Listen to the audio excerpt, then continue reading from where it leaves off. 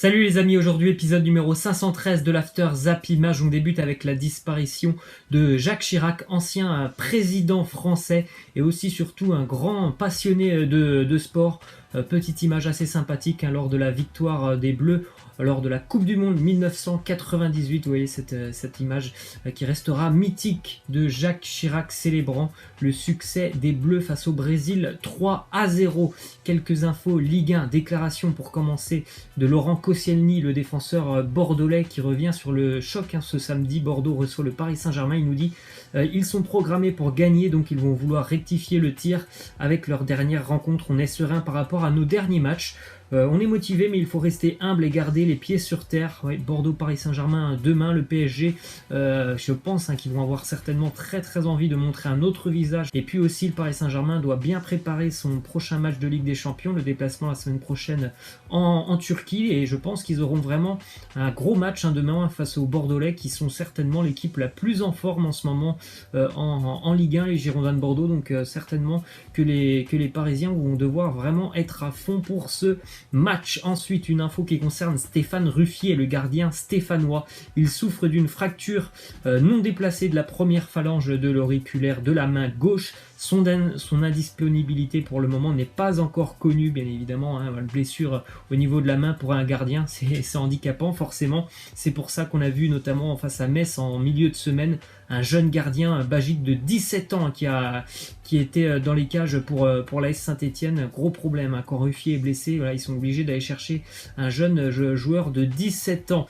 Une déclaration de Morgan Sanson du côté de l'Olympique de Marseille. Il nous dit par rapport à l'année passée, il y a tout le groupe qui est derrière le coach, tous les joueurs sont à fond derrière lui, ça c'est la différence, et ça fait même une grosse différence, on s'en doutait l'année dernière. Beaucoup de joueurs avaient complètement lâché Rudy Garcia, et ça devient compliqué forcément quand les joueurs ne suivent pas l'entraîneur, n'ont pas forcément envie de travailler et de tout donner pour lui. Bien évidemment ça se ressent sur le terrain, et on l'a vu l'année dernière. L'OM était en difficulté, alors que cette année, on a bien l'impression quand même que tout le monde adhère au discours d'André Villas-Boas et tout le monde tire dans le même sens, et c'est tant mieux pour l'Olympique de Marseille. Une info qui concerne l'OGC Nice et Adamounas, on l'a vu sortir sur blessure ce mardi du côté de Monaco lors du derby. Petite info donc sur cette blessure pour Adamounas, petite entorse du genou, une absence d'une dizaine de jours pour Adamounas, donc plus de peur que de mal. Ce sera seulement une dizaine de jours d'absence pour l'international algérien. On continue avec une déclaration de Silvinho, l'entraîneur lyonnais, qui nous dit: je suis un peu soucieux par rapport aux résultats, mais le premier pas, c'est le rétablissement de la confiance. Pour cela, on a besoin de gagner des matchs. Il faut que l'on travaille 2 fois plus pour retrouver cette confiance. Il est vrai que voilà, c'est une période très compliquée aussi pour l'Olympique Lyonnais. Je crois que ça fait maintenant 6 ans qu'il n'avait pas connu une telle disette. C'est 6 matchs consécutifs sans victoire pour l'OL. Donc c'est assez compliqué, surtout dans le contenu pour le moment. Visiblement, les joueurs ont du mal à assimiler ce que demande Silvinho. Donc voilà, c'est un travail qui va prendre peut-être un petit peu de temps du côté de Lyon pour Silvinho. Ensuite, on part à l'étranger, notamment du côté de l'Espagne. Carles Puyol qui s'est vu proposer un poste du côté du FC Barcelone. On rappelle, c'est une légende du côté du Barça, ancien grand capitaine catalan Carles Puyol. Et il a dit non. On lui a proposé un poste de manager général. Il a répondu qu'il ne pouvait pas, il n'était pas intéressé pour le moment parce qu'il y avait plusieurs projets personnels dans lesquels il était impliqué. Il a aussi dit que bien évidemment le Barça était sa maison et que lorsque l'heure sera venue, il reviendra dans son club de cœur. Petit résultat hier en Liga, c'était la fin de cette journée de Liga.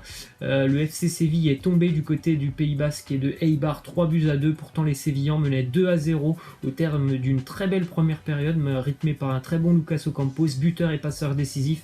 Et en seconde période, en l'espace de un quart d'heure, Séville s'est écroulé, notamment à cause de grossières erreurs de 2 ex-pensionnaires de Ligue 1. Jules Koundé, l'ancien Bordelais, qui est rentré à la 61e, à la 65e, il concède un penalty sur d'énormes erreurs défensives. Et quelques minutes plus tard, c'est Diego Carlos, l'ancien Nantais, qui va tout simplement rentrer dans son gardien, alors qu'il y a ils n'ont pas communiqué. Et puis un joueur de Eibar passe par là et va remarquer dans le but vide, et puis le troisième but d'Eibar est aussi l'œuvre d'un très très joli coup franc. On continue avec un autre résultat hier aussi, une équipe du Pays Basque qui fonctionne plutôt pas mal, la Real Sociedad qui s'impose 3-0 tranquillement dans un petit derby face à Alaves, notamment grâce à Oyarzabal, Willian Rosé, et Oyarzabal qui inscrit un doublé. La Real Sociedad est deuxième au classement derrière le Real Madrid. D'ailleurs, déclaration d'Eden Hazard qui nous dit: face à l'Atlético samedi soir, je veux marquer, gagner et rendre heureux les supporters. Également, j'ai envie de jouer contre Diego Costa, nous avons joué ensemble et c'est mon ami. Certainement le plus gros match de ce week-end, le derby de Madrid demain du côté du Wanda Metropolitano. L'Atlético va recevoir le Real Madrid qui se déplace donc en tant que leader du côté de l'Atlético. On a une petite déclaration de Vinicius Junior qui a marqué en milieu de semaine. Il nous dit: depuis ma blessure, c'était un peu difficile et j'ai eu du mal à retrouver un bon niveau de jeu. Maintenant, je suis plus serein. Zidane m'a beaucoup aidé et mes partenaires aussi. Il en a même pleuré sur le terrain, Vinicius Junior, lorsqu'il a marqué face à Osasuna. En tout cas, ça va lui faire certainement beaucoup de bien. Bien évidemment, de marquer, ça fait en général beaucoup de bien aux joueurs qui ont connu des mois un petit peu compliqués, notamment pour lui qui revient de blessure. Ensuite, double déclaration de Gonzalo Higuaín qui nous parle déjà de son avenir. Il nous dit: pour le moment, j'ai 31 ans, je ne ferme aucune porte, j'ai encore un contrat de 2 ans. Après, je verrai. Je suis toujours un grand supporter de River Plate. Je regarde attentivement leur match, donc peut-être que dans 2 ans, on verra un retour au pays pour Gonzalo Higuaín du côté de l'Argentine. Ensuite, il nous fait une autre déclaration puisqu'il a retrouvé un de ses anciens coéquipiers au Real Madrid cet été du côté de la Juventus Turin. La personne, tout simplement, on la connaît tous, c'est Cristiano Ronaldo, puisque c'est vrai que je pense que tout le monde ne s'en souvient pas, mais ils ont évolué aussi ensemble du côté du Real. Et Gonzalo a dit sur Cristiano que de nombreuses années avaient passé entre la période Real et la période Juventus, et il a retrouvé un autre joueur, une autre personne beaucoup plus mature, avec aussi une famille. Donc voilà, petite comparaison entre le Ronaldo du Real Madrid et le Ronaldo de la Juventus. Gonzalo a connu les deux hommes. D'ailleurs, bonne nouvelle pour Cristiano du côté de la Juventus Turin. Il était de retour à l'entraînement.